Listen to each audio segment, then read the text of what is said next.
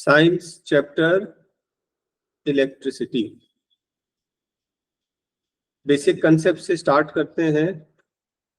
Electrical charges, आपको मालूम है चार्जेस कितने टाइप के चार्जेस होते हैं? Two charges, positive and negative. ये बहुत बेसिक है, 10th का नहीं है, लेकिन कंसेप्ट क्लियर करके हम लोग आगे बढ़ेंगे।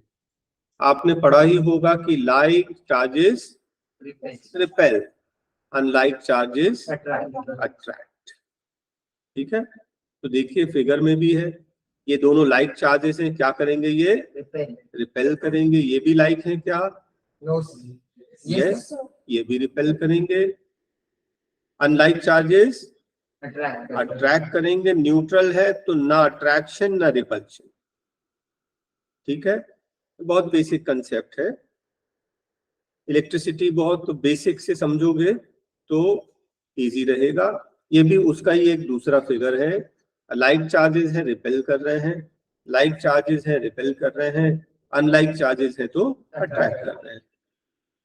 ठीक है, आप सबको मालूम है कि what is a conductor? A substance which allows charges to flow through it, है ना? इलेक्ट्रिकल कंडक्टर में बोलते हैं conductor is a substance which allows electric current to pass through it. अपने अंदर से जो चार्जेस को, इलेक्ट्रिक करंट को फ्लो करने दे उसको बोलते हैं कंडक्टर, और जो फ्लो करने नहीं दे उसको बोलते हैं इंसुलेटर। आप गुड कंडक्टर बैड कंडक्टर बोल सकते हैं, जो बैड कंडक्टर होता है उसी को हम लोग इंसुलेटर कहते हैं। ये बहुत बेसिक है। जो फर्स्ट इंपॉर्टेंट डेफिनेशन आएगा आपका, दैट इज इलेक्ट्रिक पोटेंशियल। हर किसी में पोटेंशियल होता है ना। टीचर्स बोलते होंगे कि आप में बहुत पोटेंशियल है, मेरे बच्चे में बहुत पोटेंशियल है ना? Capacity, the capacity to do work done in moving unit charge from a point to infinity. किसी एक पॉइंट से इंफिनिटी ले जाने में यूनिट चार्ज को जितना वर्क डन करना पड़ता है, that is called electric potential. Definition clear है? Yes, sir. The amount of work done in moving unit charge from a point to infinity is called potential. Potential अलग है, potential difference अलग है। Potential difference में हम बोलते हैं from one point two another, बाकी पूरा डेफिनेशन से, क्योंकि हमें डिफरेंस चाहिए ना। तो जैसे फर्स्ट पॉइंट से इंफिनिटी, फिर सेकंड पॉइंट से इंफिनिटी माइनस करोगे तो फर्स्ट पॉइंट से सेकंड पॉइंट आ जाएगा। Same definition, the amount of work done in moving unit charge from one point two another is called potential difference. ठीक है, तो एक यहाँ पर फिगर भी बना है, देखिए। किसी पॉइंट से इंफिनिटी ले जाएंगे तो दैट इज पोटेंशियल, और अगर एक पॉइंट से दूसरे पॉइंट ले जाएंगे दैट इज पोटेंशियल डिफरेंस। ठीक है, और आगे देखते हैं हम लोग। अब हम लोग क्या कर रहे हैं? पोटेंशियल डिफरेंस का डेफिनेशन और उसके साथ में फिर उसका फॉर्मूला। ठीक है, जैसा हमने अभी डेफिनेशन में पढ़ा, what is potential difference? What is potential difference? So work done in moving a charge from a point to another. Work done, देख लिए work done in moving unit charge। Unit तभी तो आएगा जब चार्ज से divide करोगे। Unit मतलब एक चार्ज। Yes, sir. यूनिट मतलब वन निकालने के लिए डिवाइड करोगे तभी तो आएगा वन।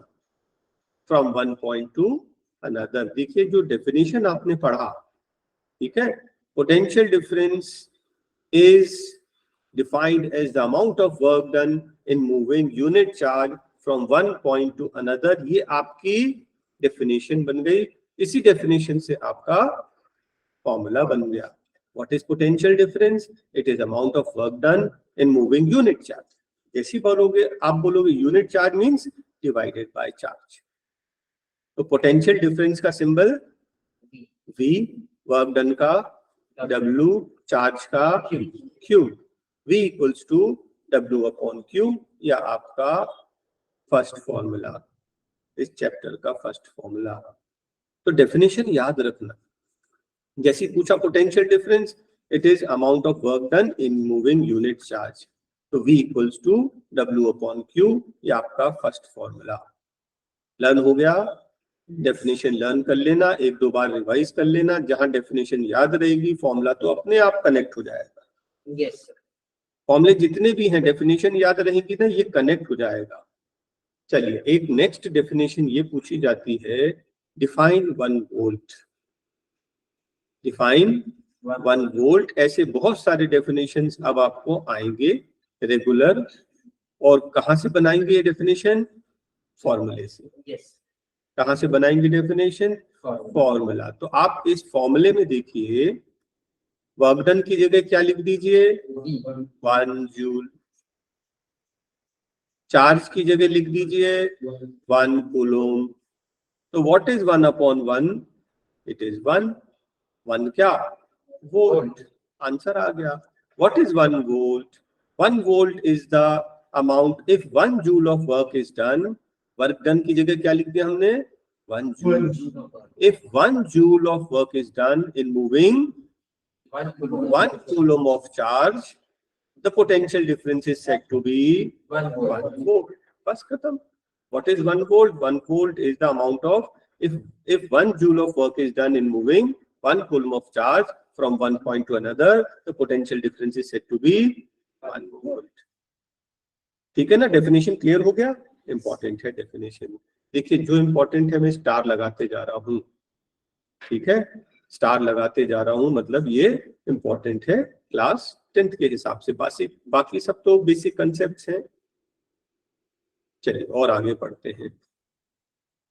आपको मालूम है, पोटेंशियल कैलकुलेट करने के लिए, पोटेंशियल डिफरेंस कैलकुलेट करने के लिए जो इंस्ट्रूमेंट है उसको बोलते हैं वोल्ट मीटर। वोल्ट मीटर, देखिए ये है वोल्ट मीटर, ठीक है? V लिखा है ना, V वोल्ट मीटर। रीडिंग भी देख लीजिए, 0 1 2 3, है ना? प्लस माइनस का ध्यान रखना पड़ेगा, कनेक्शंस गलत करेंगे तो रीडिंग दिखाएगा ही नहीं। yes sir, तो अब what is a volt meter? Volt meter is an instrument used to measure potential difference. इसके बारे में एक चीज खास ध्यान रखना है, क्या?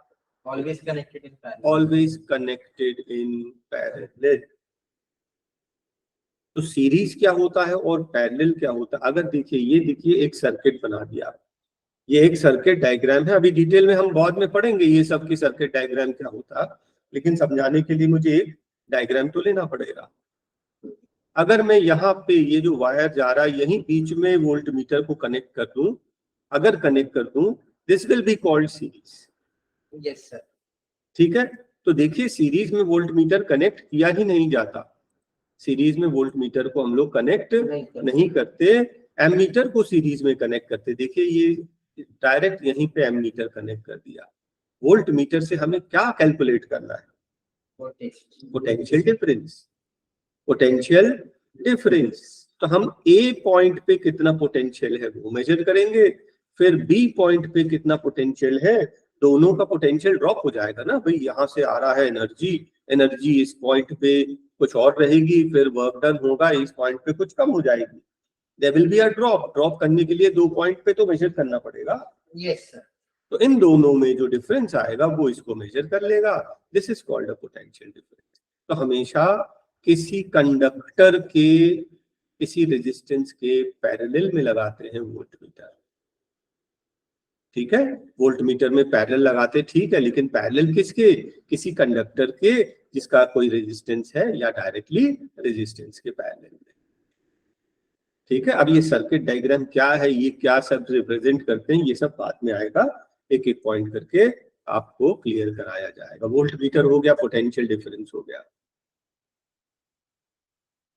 फ्लो ऑफ चार्जेस, सबसे पहले बताइए, कंडक्टर के अंदर चार्जेस होते हैं? yes sir, yes.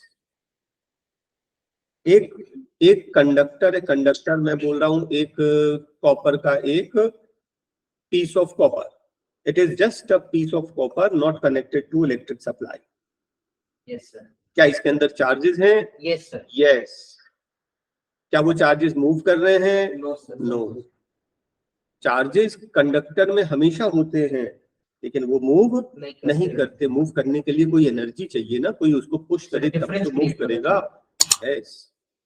तो अभी चार्जेस, किसी भी कंडक्टर में जो चार्जेस होते हैं वो मूव नहीं करते। मूव करने के लिए उनको पोटेंशियल डिफरेंस चाहिए, जो एनर्जी चाहिए वो हम सप्लाई करेंगे, मतलब हम बैटरी लगाएंगे तो ये चार्जेस मूव करने लगेंगे। ठीक है, इसको हम लोग और आगे पढ़ेंगे। डायरेक्शन ऑफ करंट क्या होता है? Positive to negative. और direction of electrons negative to positive. समझने के लिए एक एग्जांपल है। देखिए हमने ये बैटरी लगा दी, बैटरी मालूम है ना सबको, ये पॉजिटिव, जो बैटरी का जो बड़ा वाला हिस्सा है, बड़ी वाली लाइन वो पॉजिटिव होती है और छोटी वाली लाइन नेगेटिव। ये सिंबल है बैटरी का। सिंबल सारे अभी नीचे आएंगे बाद में। तो बैटरी का पॉजिटिव है और पॉजिटिव से देखिए ये एरो बना रहा ना, करंट ऐसा जा रहा है। ये किसका डायरेक्शन है? करंट का। ये डायरेक्शन किसका है? करंट का। Current flows from positive to negative. Current flows from positive to negative, whereas electrons flow from negative to positive। Electrons उल्टे जा रहे हैं, देख लो ये इलेक्ट्रॉन इनका यहाँ पे बना, ये ऐसे जा रहे हैं। और असल में what is electricity? It is flow of electrons. What is electric current? It is flow of electron. तो ये इलेक्ट्रॉन्स ऐसे ही फ्लो करते हैं नेगेटिव टू पॉजिटिव। याद रखना, electrons flow from negative to positive, but the direction of current is positive to negative. ये ध्यान रखना, कभी एमसीक्यू में पूछ सकते हैं। चलिए और आगे जाते हैं। तो मैंने आपको बताया कि कंडक्टर में चार्जेस होते हैं, लेकिन चार्जेस फ्लो नहीं होंगे। कब तक? जब तक उसमें कोई डिफरेंस क्रिएट ना कर दें। Yes. हमने पढ़ा ना बायो में कि from high pressure to low pressure, है ना, ऑस्मोसिस, डिफ्यूजन।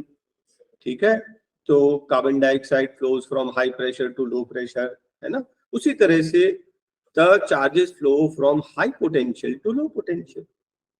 तो हाई पोटेंशियल लो पोटेंशियल का डिफरेंस तो हमें क्रिएट करना पड़ेगा। वो डिफरेंस क्रिएट किससे करेंगे? एक सेल लगा देंगे। सेल लगाने से क्या है? सेल लगाने से यहाँ पे डिफरेंस क्रिएट हो जाएगी। यहाँ पर हाई पोटेंशियल, यहाँ पर लो पोटेंशियल। बस पोटेंशियल डिफरेंस होने की वजह से ये चार्जेस मूव करने लगे। ठीक है, तो इंपॉर्टेंट क्वेश्चन है, the device which maintains potential difference is called cell. Cell बोल सकते हैं, बैटरी बोल सकते हैं। ठीक है, next important topic is electric current. Current तो सबको मालूम है, करंट क्या होता है। उसको उसका प्रॉपर डेफिनेशन भी चाहिए और फॉर्मूला भी चाहिए।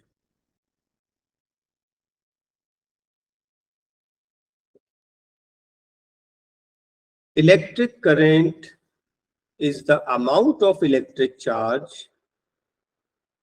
passing through a conductor in 1 second। ये इसका प्रॉपर डेफिनेशन हो गया।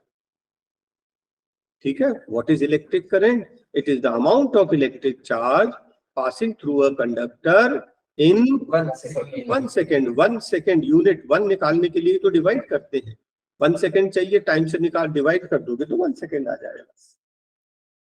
फॉर्मूला याद हो गया? Yes. What is electric current? It is the amount of charge passing through a conductor in 1 second। 1 second, time को 1 सेकेंड चाहिए तो टाइम से डिवाइड कर दीजिए। ये आपका इस टॉपिक का सेकेंड फॉर्मूला। ठीक है, इसको ट्रांसपोज करके भी यूज हो सकता है। कभी क्यू पूछेंगे तो I into T कर देना। यहीं पर एक डेफिनेशन और बनेगी, व्हाट इज 1 एम्पियर। तो उसी फॉर्मूले में I equals to Q upon T। Q की जगह क्या लिख देंगे हम? 1 कूलोम। टाइम को क्या लिख देंगे? 1 सेकेंड। तो 1 अपॉन 1 इज 1 और ये यूनिट हो जाएगा एम्पियर। तो ये तो मैंने समझा दिया है ना। अगर आपको फॉर्मूला याद रहेगा तो डेफिनेशन तो आप खुद ही कैलकुलेट कर लेंगे। अब मुझे बताइए, डेफिनेशन बोल सकते हैं, what is 1 ampere? Sir, when 1 coulomb of charge passes through a conductor in 1 second, the current is said to be 1 ampere. Yes. If 1 coulomb of charge passes through a conductor in 1 second, the amount of current is said to be 1 ampere. ये उसका definition हो गया, क्योंकि आता है define 1 ampere. जैसे मैंने अभी बोला था डिफाइन 1 वोल्ट, वो भी आता है एग्जाम में, डिफाइन 1 एम्पियर भी आता है। ठीक है, यहां तक आपको क्लियर हो गया, अच्छे से रिवाइज कर लेंगे ये सब। नेक्स्ट, आपको मालूम है what is coulomb? What is coulomb? SI unit of charge, right. देखिए कुछ यहाँ पर इंफॉर्मेशन दी है। 1 coulomb is equivalent to 6 into 10 to power 18 electrons। मतलब जितना charge 6 into 10 to power 18 electrons में होता है वो 1 कूलोम के बराबर है। और 1 इलेक्ट्रॉन का चार्ज कितना होता है? 1.6 10 to power -19 कूलोम। ये क्या है? एक इलेक्ट्रॉन का चार्ज। इसके ऊपर न्यूमेरिकल्स हैं, आएंगे न्यूमेरिकल्स, हम लोग डिस्कस करेंगे अभी थोड़ी देर से। देखिए कुछ यूनिट्स, सबसे पहले हमने क्या पढ़ा? Potential difference. The quantity is potential difference. Symbol volt, V unit volt. Work done, symbol W unit joule. Charge, symbol Q unit coulomb. Current, symbol I unit ampere. Time T unit seconds. इनमें से तो कई आपको पहले से बनते होंगे, है ना। जूल्स हमने 9th में पढ़ लिया था और टाइम भी पढ़ लिया था, बाकी सब आपके लिए नया है, लेकिन हमने अभी ऊपर पढ़ लिया है ना। Potential difference is volt, V volt, charge का Q कूलोम और I for ampere. I symbol है करंट का, एम्पियर। ठीक है, चलिए और आगे देखते हैं। Calculate charge of 1 electron. और आपको मालूम है गिवन क्या है? 1 coulomb। चार्ज ऑफ 1 इलेक्ट्रॉन निकालना है। 1 coulomb में कितने इलेक्ट्रॉन होते होंगे? हाँ, तो 1 कूलोम इक्वल्स टू कितने electron? 6 into 10 to power 18 electrons is equals to 1 coulomb. ये गिवन रहेगा, और गिवन नहीं रहेगा तो आपको याद होना चाहिए, वैसे गिवन रहेगा। और पूछ रहा है कि find the charge of 1 electron. Charge find करना है। कौन सा मेथड यूज कर रहे हैं हम लोग? Unitary method. क्लास 6th में जो पढ़ा था ना, वही वाला मेथड यूज कर रहे हैं, कुछ नया नहीं। ठीक है, तो आपको क्या फाइंड करना है? चार्ज। क्या फाइंड करना है? जो फाइंड करना उसको राइट में ले लीजिए और जो गिवन है उसको लेफ्ट में ले लीजिए। मैं कौन सा मेथड यूज कर रहा हूँ? यूनिटरी मेथड, जो आप क्लास 5th 6th में पढ़ते थे, बेसिक मैथमेटिक्स। इससे हायर मैथमेटिक्स की जरूरत नहीं है। अब ध्यान से देखिए, कितने इलेक्ट्रॉन्स हैं? 6 into 10 to power 18 इलेक्ट्रॉन्स। किसके बराबर हैं? 1 कूलम ऑफ चार्ज के। हमें क्या चाहिए? 1 इलेक्ट्रॉन। अभी इतने इलेक्ट्रॉन्स दिए हैं, इतने 6 into 10 to power 18 इलेक्ट्रॉन्स दिए हैं। हमें कितने इलेक्ट्रॉन्स चाहिए? 1। क्या करें? 6 into 10 to power 18 को दोनों साइड डिवाइड कर दो इक्वेशन को। तो 6 into 10 to power 18 कट के आ जाएगा 1 electron. Is that clear? Yes sir. अब मैं इसको क्या करूंगा मालूम है? 10/10। जानबूझकर मैं 10/10 कर रहा हूं। क्यों? ध्यान से देखना। ये वैल्यू कितनी हो गई? 10/6। मैं जानबूझकर ना, पर्पसली मैं 6 से बड़ा नंबर लेना चाहता हूं। हमारा क्या है? 1/6। मैं चाह रहा हूँ 6 से बड़ा नंबर हो, तो मैंने 10 से मल्टीप्लाई कर दिया, तो ये बन गया 10/6। 10/6 क्या होता है मालूम है? 1.67, 1.6 अप्रोक्सीमेटली। और ये कितना हो गया? 10 की पावर 19 और ऊपर जाकर 10 की पावर -19। देखिए आपका आंसर आ गया। ठीक है, मैंने कैलकुलेशन इजीली कैसे करना वो समझा दिया। आपको मालूम था 6 × 10⁻18 का चार्ज, हमें 1 इलेक्ट्रॉन चाहिए। 6 × 10⁻18 से डिवाइड करोगे 1 इलेक्ट्रॉन आ जाएगा। राइट साइड की वर्किंग कर लेंगे।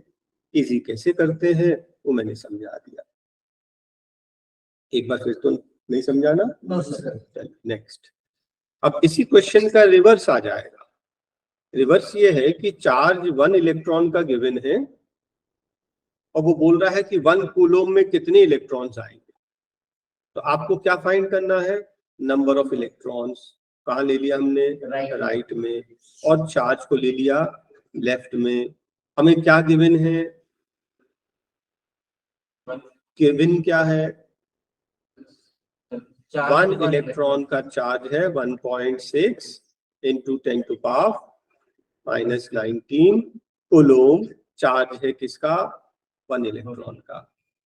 ठीक है, हमें क्या फाइंड करना है? 1 कूलोम। तो मैं क्या करूंगा? इसी पूरी क्वांटिटी को कितना 1.6 10⁻19 -19 दोनों साइड डिवाइड कर दो, तो ये पूरा कट के क्या बचेगा? 1 कूलोम। एग्जैक्टली यही हमें चाहिए था। Yes sir. और मैंने आपको फिर ट्रिक वही बोला है, मुझे इससे थोड़ा बड़ा ऊपर नंबर चाहिए, तो मैं क्या करूंगा? 10 से मल्टीप्लाई डिवाइड। ध्यान से देखना, इससे क्या हो गया? 10/1.6। 10/1.6 इज अप्रोक्सीमेटली 6। यहाँ पे क्या बचा?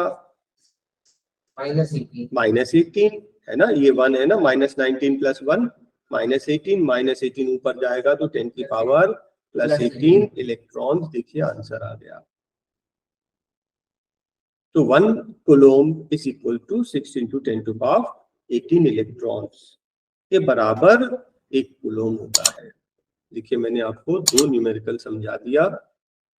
समझ में पूरी तरह से तभी आएगा जब इसको एक बार समझ के फिर कॉपी में आप खुद लिख के करेंगे। ठीक है, हम लोग और आगे बढ़ जाएं। What is an ammeter? Object used to measure current. An instrument used to measure electric current is called ammeter. Ammeter is always connected in series.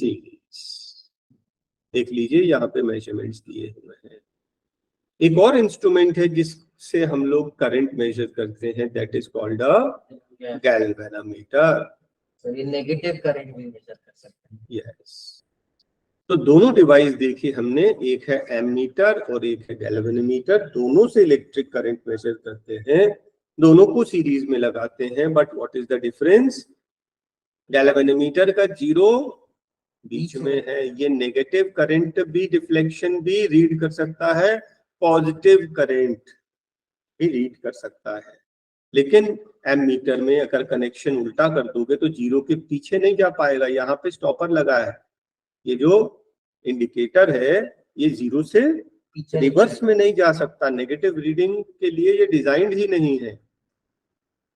तो ammeter can read only the positive readings, negative नहीं कर सकता। कई बार क्या होता है कि हमें फाइंड करना है, जैसे हम लोग इलेक्ट्रिसिटी नेक्स्ट चैप्टर में मैग्नेटिज्म में पढ़ेंगे, इस करंट अगर कॉइल में फ्लो हो रहा है कि नहीं। तो कभी मैग्नेट दूर ले जाने से नेगेटिव करंट आएगा, पास ले जाने से पॉजिटिव। तो करंट आ रहा है कि नहीं, उसके लिए हमको गैल्वेनोमीटर की जरूरत पड़ेगी, है ना। एमीटर में पता लगा नेगेटिव करंट है तो शो ही नहीं हो रहा और हम सोच रहे हैं कि करंट फ्लो नहीं हो रहा, जबकि करंट फ्लो हो रहा है। तो उस केस में कि हमें presence of electric current find करना है और पॉजिटिव नेगेटिव दोनों फ्लो हो सकते हैं, so better instrument will be to use a galvanometer. फिलहाल हमने क्या पढ़ा? Ammeter, it is a device to use electric current connected in series. चलिए और आगे बढ़ते हैं। What is electric current? Important.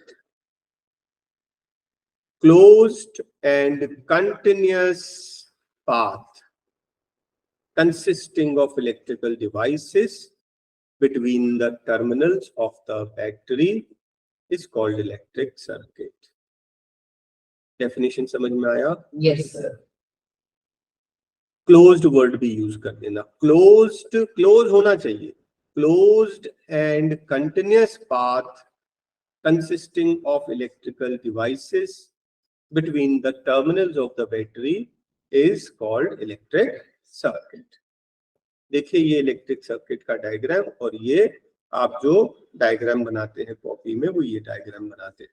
Yes. Detail में ये सब चीजें क्या क्या है हम लोग बाद में भी पढ़ेंगे.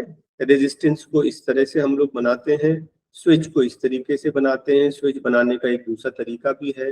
2 डॉट लगा दीजिए, बीच में ये स्टिक है समझ लीजिए, इसको दबा देंगे तो सर्किट कंप्लीट हो जाएगी, करंट फ्लो करने लगेगा. सो दिस इज ऑन, और ये वाला जो पोजीशन है that is of. Battery detail में और हम लोग पढ़ लेंगे. देखिए 2-3 पेंसिल सेल, ठीक है. सिंगल को बोलते हैं सेल. अब जब 2-3 और लगाते हैं ताकि पोटेंशियल और बढ़ जाए, है ना. मान लीजिए ये 1.5 वोल्ट की बैटरी है, तो ये 1.5, 1.5, 1.5 तीनों मिला के 4.5 वोल्ट की सप्लाई मिल जाएगी, तो ब्राइटनेस बढ़ जाएगा. समझ रहे हैं आप? Yes, sir. कुछ अप्लायंस होते हैं जिनकी रिक्वायरमेंट ही 4.5 है तो 3 सेल लगेगी. किसी की रिक्वायरमेंट है 3 वोल्ट तो 2 सेल लगेगी. वो इंस्ट्रूमेंट्स में दिया होता है कि कितनी सप्लाई चाहिए. ठीक है. तो ये क्या है, इलेक्ट्रिक सर्किट का डेफिनेशन हमने पढ़ लिया, डायग्राम भी आपको मैंने बता दिया. जो लैब में आप यूज करते हैं it is something like this.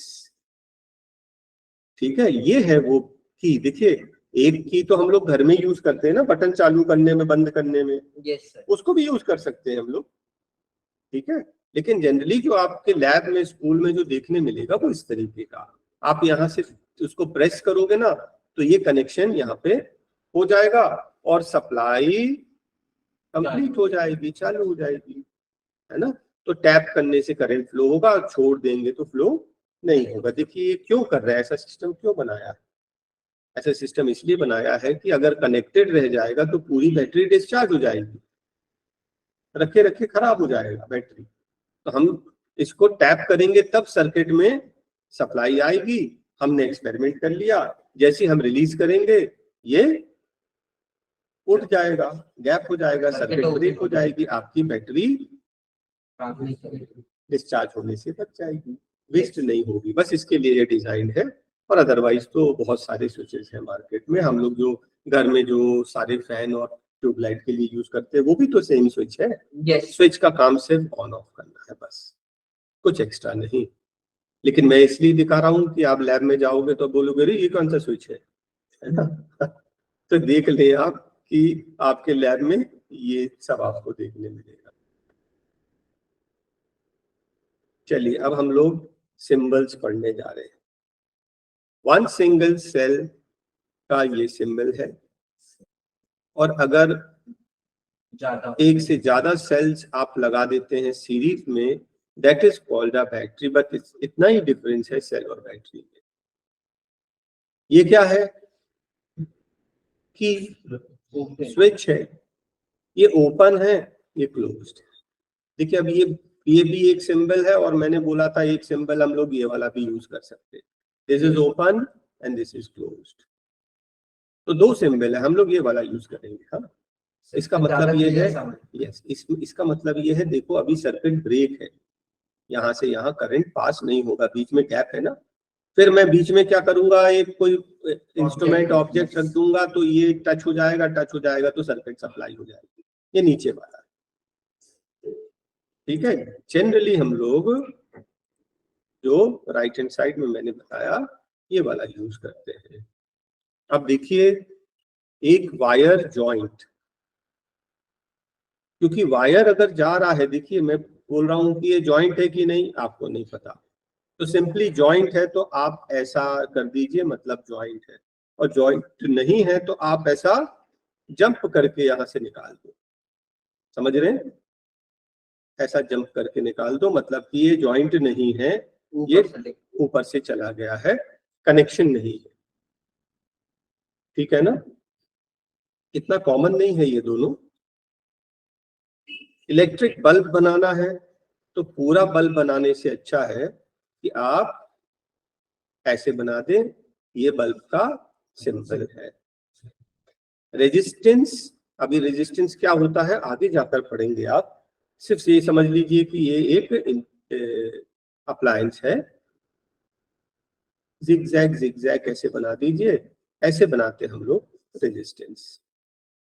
अब रेजिस्टेंस के बाद एक चीज और होता है, वेरिएबल रेजिस्टेंस, मतलब जिसका वैल्यू हम लोग कम ज्यादा कर सकते हैं, इसको अदर नेम रियोस्टैट भी कहते हैं। तो आप रेजिस्टेंस ही बनाना और उसमें एक एरो बना देना, मतलब ये वेरिएबल है, इसका वैल्यू कम ज्यादा हम लोग कर सकते हैं। It is called a rheostat. असल में कैसा दिखता है वो मैं आपको दिखा दूंगा।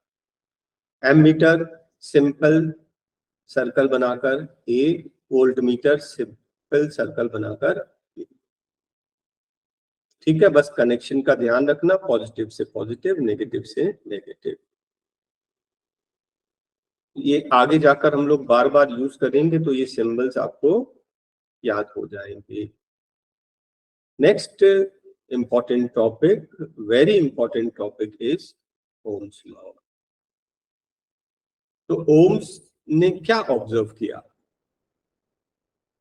एक सिंपल सी उनने प्रॉपर्टी, बहुत एक्सपेरिमेंट्स किए और उनने सिंपली ये देखा कि जब भी करंट बढ़ाते हैं वोल्टेज बढ़ जाता है, और जब करंट को कम करते हैं तो पोटेंशियल भी कम हो जाता है।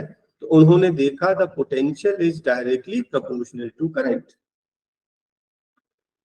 पोटेंशियल बढ़ाने से करंट बढ़ेगा, पोटेंशियल कम करने से करंट कम हो जाएगा। तो उनने ये प्रिंसिपल दिया। और आपको पता ही है कि जब प्रोपोर्शनैलिटी साइन हटाते हैं, एक इक्वल टू लगाते हैं तो साथ में एक कांस्टेंट लगाते हैं। ये आपने क्लास 9th में भी पढ़ा होगा। अलग अलग टॉपिक में अलग अलग कांस्टेंट होता है।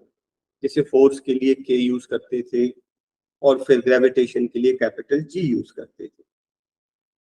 जब भी प्रोपोर्शनैलिटी साइन हटाएंगे एक इक्वल टू लगेगा और एक कांस्टेंट लगेगा। वो कांस्टेंट का सिंबल डिपेंड करेगा टॉपिक पे। जैसे हमने ग्रेविटेशन चैप्टर में कैपिटल जी लगा दिया था, ग्रेविटेशनल कांस्टेंट बोल दिया। तो यहाँ जो हम लोग इलेक्ट्रिसिटी पढ़ रहे हैं, यहाँ का सिंबल जो constant value that will be R. And what is R? R is called the resistance of a conductor. फिर से समझ लीजिए, ओम्स की फाइंडिंग क्या थी? ओम्स की फाइंडिंग ये थी कि जब भी वो पोटेंशियल इंक्रीज करते थे तो उनने देखा कि करंट भी इंक्रीज हो रहा है। जब उनने देखा पोटेंशियल को डिक्रीज किया तो करंट भी डिक्रीज हो रहा है। This means V is directly proportional to I. V is directly proportional to I. Proportionality sign हटाएंगे, एक इक्वल टू और एक कांस्टेंट लगेगा। R is called the resistance। ये आपका आज का नेक्स्ट फॉर्मूला बन गया। Yes. V equals to IR। कितने वेरिएबल्स हैं? 3 variables. V equals to IR। आपको R निकालना है तो V अपॉन I कर दीजिए, I निकालना है तो V अपॉन R कर दीजिए। V चाहिए तो इन दोनों का प्रोडक्ट। ये ध्यान रखना, V चाहिए तो दोनों का प्रोडक्ट। Yes. R चाहिए तो V अपॉन I, V तो ऊपर रहेगा ही। R चाहिए तो V अपॉन I चाहिए तो V अपॉन R। Yes. याद रहेगा, बस यही है Ohm's law. Ohm's law complete हो गया। ठीक है, देखिए कुछ इनने यहाँ पे ऑब्जर्वेशन लिखे हैं। आई करंट, हाँ, करंट और पोटेंशियल डिफरेंस। तो ये देखिए करंट और पोटेंशियल डिफरेंस का क्या रिलेशन है? Directly proportional. ये दोनों ऊपर ऊपर है ना, इट इज डायरेक्टली प्रोपोर्शनल। और करंट और रेजिस्टेंस का क्या रिलेशन है? ये देखिए, करंट और रेजिस्टेंस का क्या रिलेशन है? उल्टा रिलेशन है, एक ऊपर तो एक नीचे। It is inversely proportional. इसका मतलब ये है, देखिए डायरेक्टली प्रोपोर्शनल में क्या होता है? V और I डायरेक्टली प्रोपोर्शनल है। ये तो ओम्स लॉ ने यही तो बोला था कि डायरेक्टली प्रोपोर्शनल है, V को बढ़ाओगे तो करंट बढ़ेगा। हम यहाँ V और हम लोग I और R की बात कर रहे हैं। अगर R को बढ़ाएंगे तो करंट कम हो जाएगा। कम हो जाएगा। रेजिस्टेंस आप ऐसा समझ लीजिए कि एक पाइप है, पाइप में पानी बह रहा है। पाइप क्या है? कंडक्टर। उसके अंदर जो पानी बह रहा है वो क्या है? करंट। और आपने उस पाइप को दबा दिया, that means you offered some resistance. आप रेजिस्टेंस बढ़ाओगे, उसको दबाओगे तो पानी का फ्लो कम हो जाएगा। आप ज्यादा दबाएंगे तो पानी का फ्लो कम हो जाएगा। बिल्कुल वैसे ही करंट के साथ में भी होता है कि रेजिस्टेंस इंक्रीज करेंगे तो करंट का फ्लो कम हो जाएगा। इट इज इनवर्सली प्रोपोर्शनल, और डिटेल में हम लोग आगे देखेंगे। तो देखिए हमारा ओम्स लॉ कंप्लीट हो गया। अब नेक्स्ट टॉपिक क्या आता है मालूम है?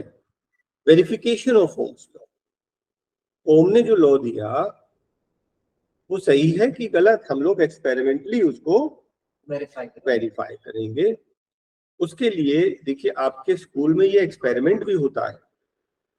पहले तो होता था, अभी आपको कराया जाएगा कि नहीं मैं नहीं जानता, ठीक है, लेकिन इंपॉर्टेंट एक्सपेरिमेंट होता है ये ओम्स लॉ। तो ओम्स लॉ में ये सेटअप रहेगा पूरा। ये सेटअप आपको नहीं करना होता, स्कूल में ये सेटअप रहेगा। और मान लो करना भी हो तो कोई बड़ी बात नहीं।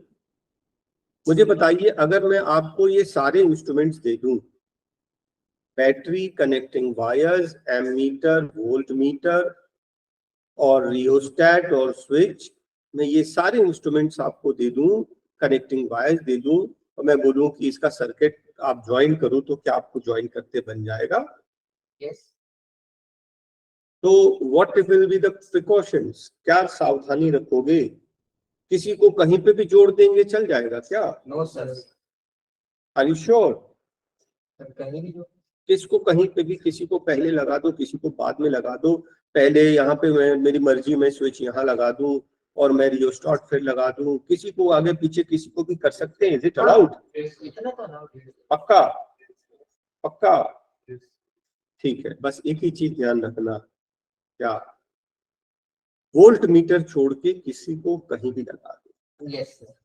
बात समझ में आई? Yes sir. Volt meter is always connected in parallel. बाकी सबको सीरीज में लगाना है। बैटरी से आपको स्विच लगाना, स्विच लगा दो, रेजिस्टेंस लगा दो, ये एक रेजिस्टेंस लगाओ। एमीटर आपकी मर्जी, जिसको आगे जिसको पीछे लगाना लगा दो, कोई प्रॉब्लम नहीं। बस ये जो एक एक्स्ट्रा रेजिस्टेंस है जिसके पोटेंशियल ड्रॉप मेजर करना है, उसके पैरेलल में ही वोल्ट मीटर लगेगा। Yes sir. और ठीक है, सो सबसे पहली चीज क्या कि वोल्ट मीटर को कैसे कनेक्ट करना है? पैरेलल। और दूसरी इंपॉर्टेंट चीज पोलैरिटी, प्लस माइनस, पॉजिटिव से पॉजिटिव, पॉजिटिव से पॉजिटिव, बस इतना ध्यान रखेंगे। समझ गए आप? Yes sir. बस इतना दो चीज ध्यान रखना है। कनेक्शन कैसे भी किसको आगे पीछे, देखो इनमें पोलैरिटी नहीं होती, स्विच में प्लस माइनस नहीं होता, रेजिस्टेंस में इनमें प्लस माइनस नहीं होता। एमीटर वोल्ट मीटर को पॉजिटिव से पॉजिटिव, पॉजिटिव से पॉजिटिव ही रखना है, बस इतना ध्यान रखना। उल्टा लगा दोगे तो काम ही नहीं कर रहा, रीडिंग भी नहीं कर रहा, एक्सपेरिमेंट कैसे करेंगे? समझ गए? ये थोड़ा प्रैक्टिकल पार्ट मैंने करा दिया, आपको स्कूल में भी कराया जाएगा। चलिए, अब ये पूरा इंस्ट्रूमेंट सेटअप है, पूरा इंस्ट्रूमेंट सेट है आपके लिए। अब हमें वेरीफाई करना है। तो बेसिकली क्या किया जाता है? Next comes the observation table. Observation table ये आपको बनाना होगा। First column serial number, second column current, third column potential difference, and next column V upon I। और आपको मालूम ही है V upon I means resistance. Resistance. First column, second column, third column, fourth column, 4 columns आपको बनाने हैं। ये मैंने imaginary अपने मन से कोई भी फिगर लिख दिया आपको समझाने के लिए, असल में आपकी जो रीडिंग आएगी वो ही लिखना है। तो मैंने एग्जांपल के लिए क्या किया, मैंने इस रेजिस्टेंस को, ये जो वेरिएबल रेजिस्टेंस है रियोस्टेट, इसको स्लाइड करके मैंने क्या कर दिया, कहां पर? मिनिमम।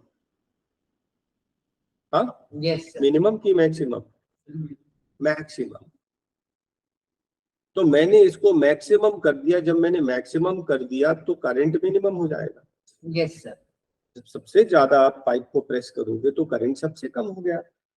तो एग्जाम्पल के लिए, हाँ मान लीजिए एग्जाम्पल के लिए एमीटर की रीडिंग 5 दिखाता है और वोल्ट मीटर की रीडिंग 10 दिखाता है। आप ये दोनों रीडिंग्स नोट कर लें, बात खत्म। आपको समझ में आया? ध्यान से देखेंगे।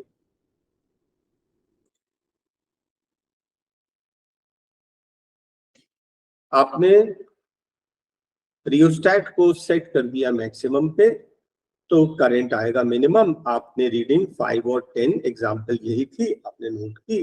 फिर रेजिस्टेंस को थोड़ा सा आपने और स्लाइड कर दिया, रेजिस्टेंस चेंज हो गया तो करंट का वैल्यू जो आया आई का और वी का आपने फिर नोट कर दिया, सेकंड सेट ऑफ रीडिंग्स। फिर थोड़ा सा आपने उसको और मूव किया, वैल्यूज चेंज हो जाएगी, उसको भी नोट कर लीजिए। थोड़ा सा और मूव कर दिया, रेजिस्टेंस और कम हो गया, करंट और बढ़ गया। एक फोर्थ सेट ऑफ रीडिंग ले ली और उसको चेंज किया, एक फिफ्थ सेट ऑफ रीडिंग ले ली, एक्सपेरिमेंट खत्म। ठीक है, इंस्ट्रूमेंट्स का काम खत्म, अब कैलकुलेशन पर आएगा। ठीक है, तो हम लोग कोई एक्सपेरिमेंट एक ही बार में फाइनल कंक्लूजन पे नहीं पहुंच जाते हैं, हो सकता है कुछ एरर्स हो। ठीक है, बहुत सारे टाइप के एरर होते हैं इंक्लूडिंग ह्यूमन एरर। तो हम एक ही रीडिंग को फाइनल नहीं मानते, हम लोग 3 to 5 सेट ऑफ रीडिंग्स देके फिर उनका एवरेज निकालते हैं। तो आर क्या होता है? V upon I. 10/5 कितना आ रहा? 2। यहाँ पर भी 2, मैंने वैल्यूज ही ऐसी ली है कि सबका 2 आ रहा है। आपका एग्जैक्टली ऐसा नहीं आएगा, कोई 2 आएगा, कोई 2.1 आएगा, कोई 1.9 भी आएगा, मतलब कोई 2 से कम या कोई 2 से ज्यादा। फिर आप क्या करेंगे, ये अब कौन सी वैल्यू लें? आप एवरेज ले लेंगे, sum of all observations divided by number. तो सम करेंगे, कितना आ गया? फॉर माय एग्जांपल कितना आ गया? ये 10। कितने ऑब्जर्वेशंस है? Number observations 5। जो एवरेज आएगा वो हमारी फाइनल रीडिंग कहलाएगी। This will be the resistance of the entire system. Yes. आपके सर्किट का रेजिस्टेंस इतना है। तो आपने ये देखा कि फर्स्ट सेट ऑफ रीडिंग में आपने जैसे जैसे करंट बढ़ाया पोटेंशियल भी बढ़ा by the same ratio. This proves that Ohm's is correct. Yes. Ohm's law is verified. आगे देखिए, अगर ये जो आपके वैल्यूज हैं, इन वैल्यूज को लेकर अगर ग्राफ बनाएंगे तो एक स्ट्रेट लाइन आएगा और ये स्ट्रेट लाइन शो कर रहा है कि V is proportional to I. Ohm's law is verified. समझ गए? हमेशा स्ट्रेट लाइन ही आएगा।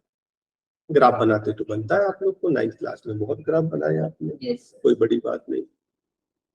नेक्स्ट पॉइंट, अब हम ये पढ़ने जा रहे हैं कि बार बार हम रेजिस्टेंस की बात कर रहे थे, आखिर ये रेजिस्टेंस होता क्या है?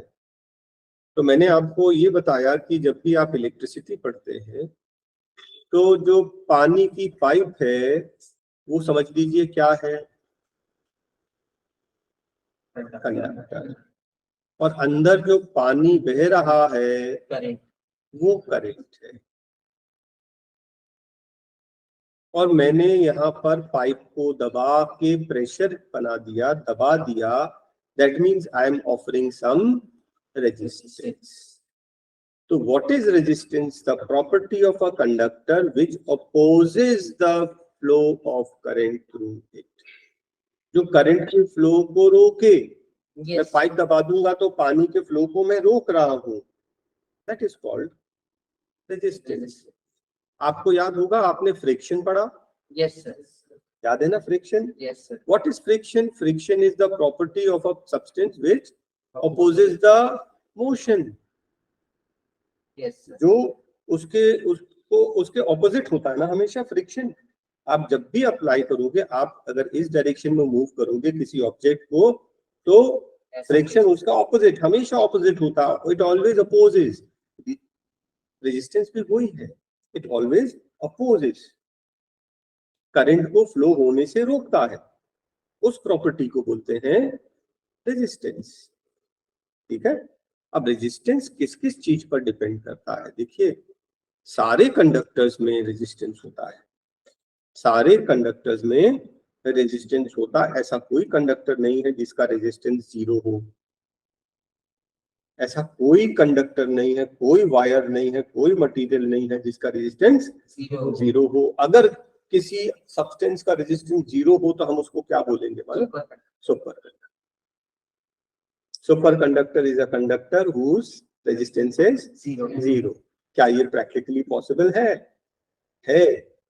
But in laboratory under very low temperature -60 -70 degrees पे बहुत सारे conductors they behave like a super conductor.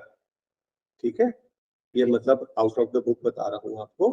There are many substances, कई चीजों को देखा गया, साइंटिस्ट ने प्रूव किया कि वो सुपर कंडक्टर जैसा बिहेव करते हैं at a extremely low temperature, जो कि प्रैक्टिकली पॉसिबल नहीं है। भाई हमें तार लगाना ना, बिजली का तार खींचना, तो माइनस टेम्परेचर मेंटेन कर सकते हैं क्या? Not possible. तो प्रैक्टिकली अभी तक ऐसा कोई कंडक्टर नहीं मिला है। लेकिन हाँ, तो रेजिस्टेंस समझ गए आप?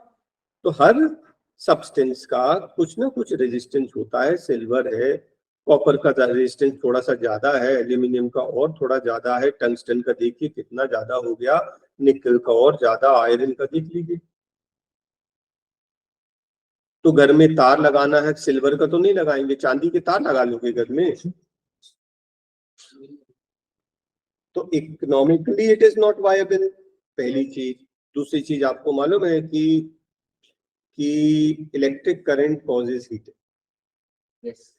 वायर में करंट जाएगा तो हीटिंग होगी, हीटिंग से ये मेल्ट हो जाएगा, सिल्वर सॉफ्ट होता है। Best material for domestic wiring is copper, और second best aluminium. Second best क्यों बोल रहा हूं मैं बोल रहा हूं जो हमें रोड की वायरिंग करनी है, स्ट्रीट लाइट्स की जो वायरिंग करनी है, वो कॉपर के वायर नहीं लगा सकते, कॉपर भी महंगा है, निकाल लेंगे लोग। हाँ, लोग काट के ले जाएंगे, चोरी हो जाएगा। कॉपर देखिए, कॉपर इतना एक्सपेंसिव है कि हम अपने घर की वायरिंग लगा सकते हैं। yes, जिंदगी में एक ही बार वायरिंग होती है, बार बार वायरिंग नहीं होती, याद रखना। Copper is a very good conductor, एक बार लगा दोगे 100 साल चल जाएगा, 200 साल चल जाएगा। yes, जब तक आप चेंज नहीं करते हो। एल्यूमिनियम स्ट्रीट लाइट की वायरिंग हम लोग कॉपर की नहीं लगा सकते, इट इज एक्सपेंसिव। तो सेकंड बेस्ट इज एल्यूमिनियम। थोड़ा सा ज्यादा इसमें रेजिस्टेंस है, जिससे थोड़ा सा हीट लॉस भी होता है, लेकिन government can not afford, right? तो एल्यूमिनियम का वायर, और बाकी सब दूसरे यूजेस के अभी हम लोग थोड़ी देर के बाद इसको भी स्टडी कर लेंगे। तो रेजिस्टेंस आपको समझ में आया? It is a property of conductor which opposes the flow of current, current के फ्लो को रोकता है। फॉर्मूला तो हम पढ़ ही चुके हैं, कहां से आया फॉर्मूला? ओम्स लॉ से। ठीक है, अब नेक्स्ट हम पढ़ने जा रहे हैं the factors which on which resistance depend। Resistance किस किस चीजों पर डिपेंड करता है? Length of the conductor, thickness of the conductor, temperature as well as nature.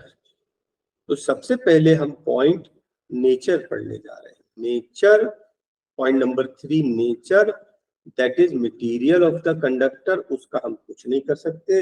By nature copper is a very good conductor and iron is not, by nature. आप attend कर लो बाहर। By nature कि copper is a very good conductor, हमने नहीं किया, वो बना ही ऐसा है कि कॉपर बहुत अच्छा कंडक्टर है, और उससे कम है aluminium. Iron is a very poor conductor, iron की वायर घर में लोहे का वायर लगा देंगे क्या? नहीं। एक तो रेजिस्टेंस बहुत ज्यादा है, बहुत अच्छा करंट फ्लो नहीं होगा, दूसरा जंग भी लग जाता है, रस्ट हो जाता है ना। yes, sir. तो बाय नेचर तो मटेरियल हमें पता है कि कौन सा लगाना है।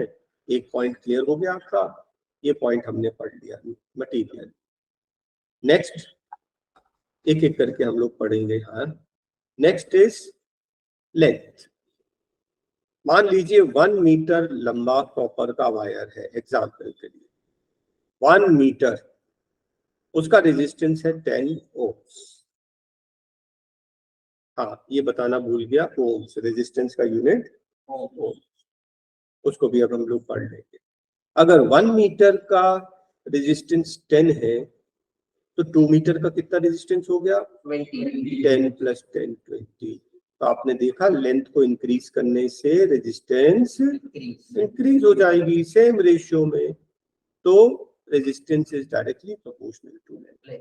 लेंथ इंक्रीज करने से रेजिस्टेंस इंक्रीज होता है। नेक्स्ट पॉइंट आपका आता है cross section area.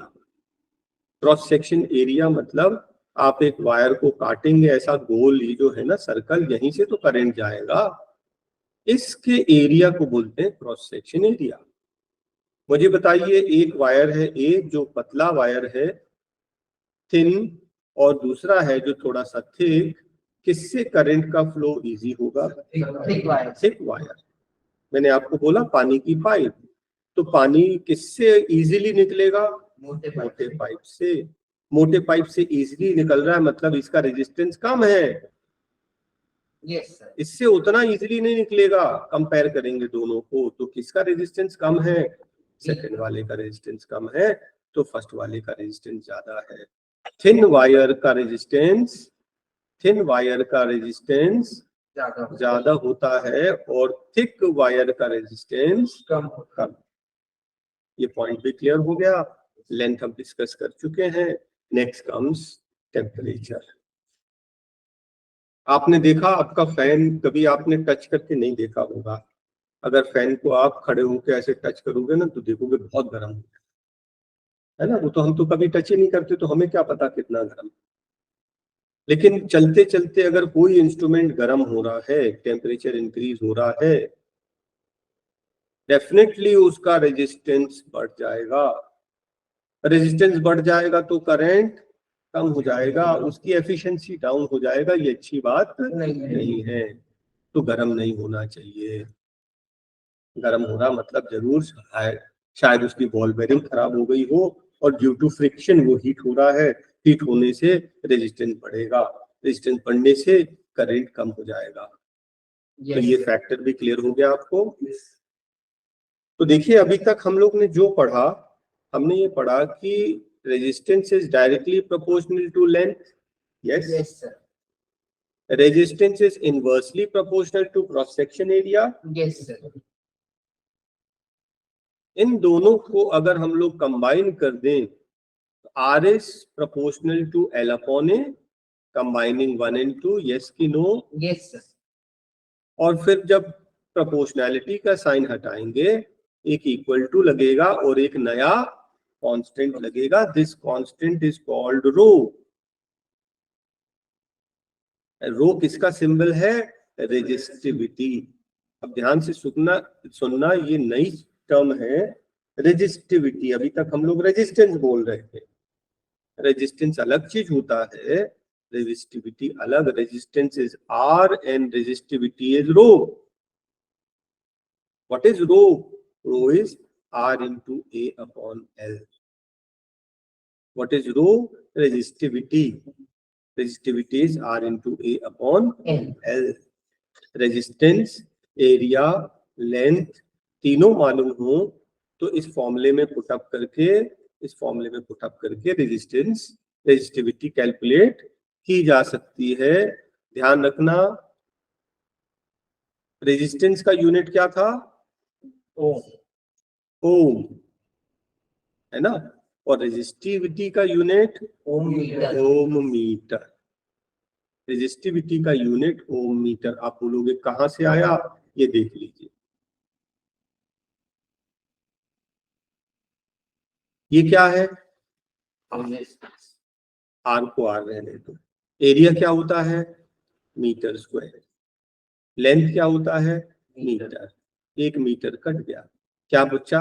Resistance into metre. Resistance का यूनिट ओम और मीटर का मीटर। आ गया रेजिस्टिविटी का यूनिट ओम मीटर। ठीक है, कहां से आया ये मैंने आपको एक्सप्लेन कर दिया।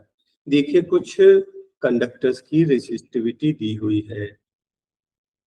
सिल्वर 1.6। आपने देखा ये सभी जो है 10⁻⁻8 के रेंज में है, जितने अभी स्क्रीन पे दिख रहे हैं। सभी 10⁻⁻8 के रेंज में है। लेकिन वैल्यूज देखिए, कॉपर 1.69, एल्यूमिनियम 2.63, टंगस्टन 5.2, और ये वैल्यू बढ़ता जा रहा है। आयरन का 10 हो गया, कितने टाइम्स? 16 6 96, 6 टाइम्स। मतलब कॉपर आयरन से 6 टाइम्स अच्छा कंडक्टर है, 6 टाइम्स। और नीचे जाएंगे तो और भी है। फिर देखिए आपने ये क्या कर लिया, मेटल्स। मेटल्स के बाद क्या आएगा? एलॉय। एलॉयज की रेजिस्टिविटी और ज्यादा होती है, 44, देखिए कहाँ पहुंच गया, 49। और निक्रोम बहुत काम का है, ध्यान रखना, क्योंकि हीटिंग एलिमेंट में आगे जाके पढ़ने वाला। कितना वैल्यू?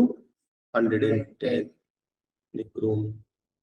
सर जो मैग्नीज है सर, उसकी तो और ज्यादा है। कहाँ? सर 9th नंबर पे, सर वो तो 180। हाँ 184 है, बिल्कुल। हमको ये भी देखना पड़ेगा ना कि किसको हम लोग यूज कर सकते हैं इंस्ट्रूमेंट, कौन फ्लेक्सिबल है, कौन मेलेबल है, डक्टाइल है। अच्छा, सेमीकंडक्टर, जर्मेनियम सिलिकॉन के बारे में भी बताया है। आपने देखा कि 10⁻⁻8 भी खत्म हो गई, कोई 10⁻⁻8 नहीं, काफी ज्यादा रेजिस्टेंस है। और इंसुलेटर्स के तो रेजिस्टेंस बहुत ज्यादा होते हैं, है ना, तो इनका रेजिस्टेंस इतना ज्यादा 10⁻12, 14, 13, 16, 17 पहुंच गया। इन अदर वर्ड्स ये बैड कंडक्टर। Yes sir. ठीक है, तो इंसुलेटर क्या होता है? ऐसा सब्सटेंस जिसका रेजिस्टेंस इनफाइनाइट हो। इसका रेजिस्टेंस इनफाइनाइट होगा, उससे कोई भी करंट पास नहीं होगा, उसको बोलते हैं इंसुलेटर। तो इंसुलेटिंग सब्सटेंसेस यहाँ पर दिखाया है। क्या इतना समझ में आया आपको? यस।